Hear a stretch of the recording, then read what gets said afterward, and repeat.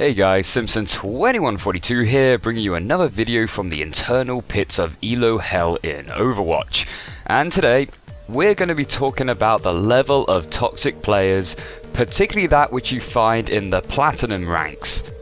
Just to give you a quick background, for competitive Season 3 I was placed at a skill rating of 2100, which for those of you who don't know is a low ranked gold. Since then I've been steadily climbing my way out, where I've reached a skill rating now of 2800, which is a high level platinum.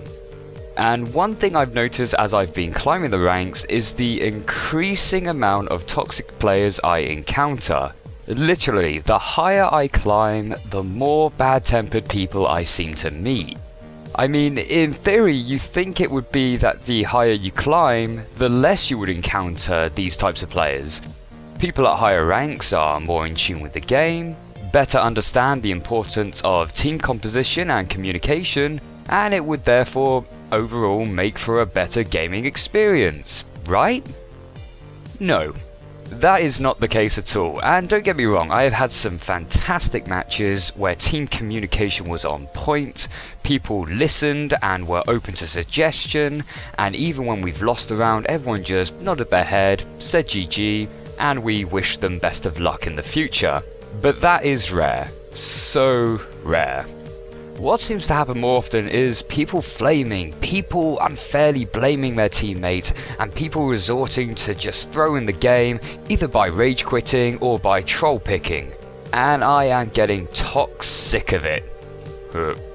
But why is this happening? Why is it that the further up I climb the ranks, the more toxic players I seem to get? Well, after hearing enough flaming from enough people, I think I can put it down to one simple reason. People think they're better than they actually are. They think they know the game better than anyone else, they think they know how to play better than anyone else, and for whatever reason the match isn't going into your favour, it must be someone else's fault. Example 1. I know the meta, and what the best heroes to pick are.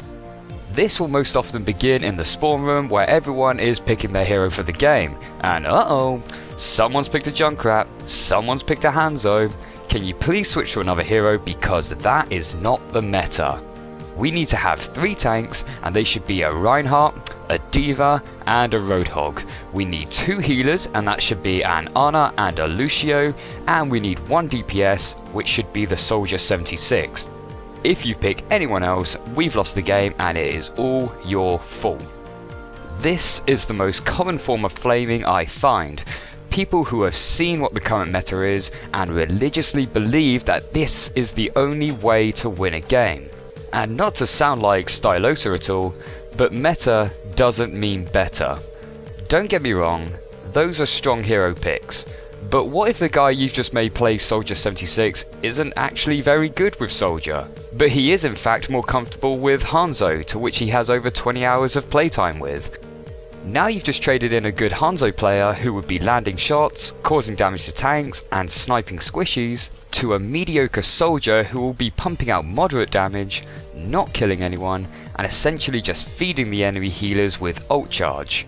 And if that player refuses to play Soldier 76 and sticks to Hanzo, well then the flaming commences.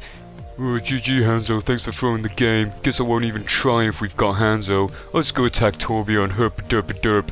I mean, Christ, the other day we were on a payload map and the enemy team had a Widowmaker, and she was bloody good. She was landing her shots, she was picking off our supports. I mean, I was an Ana player and I was shitting myself at the sight of this Widowmaker. She was causing huge damage and disruption to our team, to which it got to the point where I was asked by my team to switch to D.Va and just use that D.Va to harass and distract the Widow. She was that much of a problem, and in the end we did just about win the match. But immediately from the enemy chat we saw, report Widow for trolling, GG Widow for ruining the game for us, etc, etc. And our team actually responded back saying, hang on, that Widow was good, she was causing us major problems, leave her alone. And even the Widowmaker from the other team responded to us by saying, thanks guys, my team were just flaming me the whole round, nice to get a compliment. And that made me feel so bad for this poor player. They were playing brilliant, doing their role, and all they get is abuse from their team who think they know better and therefore get reported because of it. Maybe if the team weren't so meta-focused, they could have actually seen the benefit that Widowmaker was having and done more to try and support them. They could have potentially won the game. I was personally very relieved when I saw that the Widow did eventually switch off to play a Pharah. Example 2. I'm playing amazing, it must be my team costing the fight. So often do I see players making the most basic of errors and still pointing the finger at the rest of the team. Prime example, it's King's Road, you're on the first choke point by the gate trying to capture the first control point. You see your friendly Reinhardt drop his shield and blindly charge into the enemy team.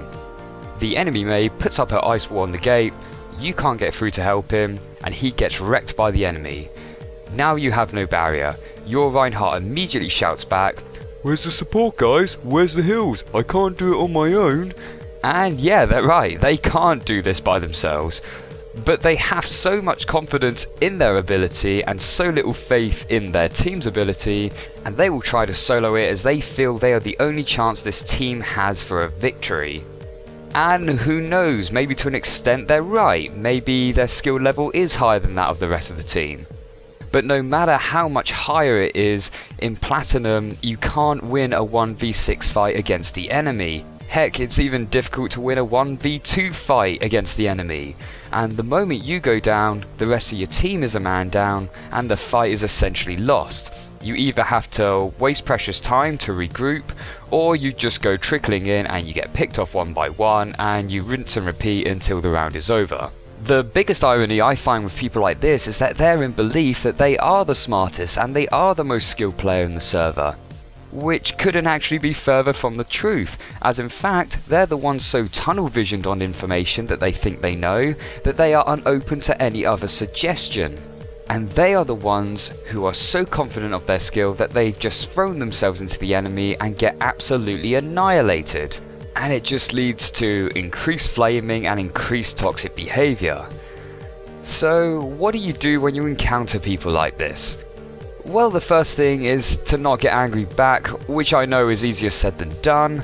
I myself have been guilty of this, but responding with anger to their anger is only going to lead to more anger. And what will happen is that person will stop trying and either go AFK or just go for a troll pick. Instead, you want to try and maintain the optimism that your team can actually still win this. The trick is to calmly explain what the problem could be, back it up with some logic, and offer a solution. For example, the enemy has a solid defense on a choke point which your team cannot break through. Clearly they have a strong set of supports who are keeping their frontline tanks alive, so perhaps it could be worth going off meta and trading in a Soldier 76 for a flanker such as Genji. Reason for this is that the enemy's defenses are too strong for the soldier to deal significant damage, and the healers can easily keep up with his damage. Genji, however, can break through the front lines and try to take out the supports, and even if Genji cannot kill the supports, he can at least start harassing them, stopping them from doing their jobs and forcing the tanks to either turn back and offer assistance, or ignore the problem and carry on without sufficient healing. Chances are they'll probably back up, which gives your team the chance to push past the choke. And most times, if you present your argument with some logic like that, the person who's flaming is more likely to listen. Most times. There are unfortunately going to be those instances where they will not budge. They know best, and it's their method which will give your team the best chance to win. And in that situation, you either have to adapt to their method of play, or, which is something I've tried to adopt, I'd accept that this match is lost, focus on practicing my skills against the enemy, improve your aim with Soldier, practice maneuvering your wall climbing abilities with Lucio, master the bubble placement with Zarya, etc, etc. Just trying to turn a negative situation into a positive opportunity for the future. Anyway guys, that's going to be all from me today. Sorry it was a bit of a negative one, but in my recent games I just experienced a lot of this toxic attitude, and it was just something I needed to get out of my system. I'm sure many of you have also experienced this too. If you have, then do share your stories in the comments below. Let me know if you had any better solutions as how you diffuse this toxic behaviour. After all, it's always nice to know when you're not the only one out there suffering from this. Alright guys, until the next one, take care.